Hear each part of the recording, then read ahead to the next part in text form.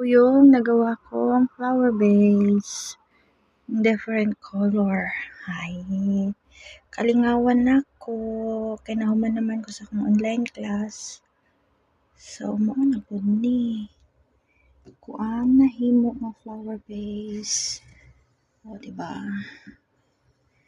Pwede na ni siya ipadala sa Pilipinas.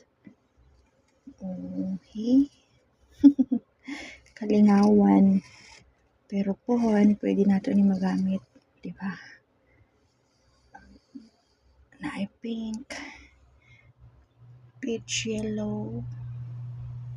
O unsa pa na nga color ka na. Maghimo pa ko isa. Ani. Itong gagmay.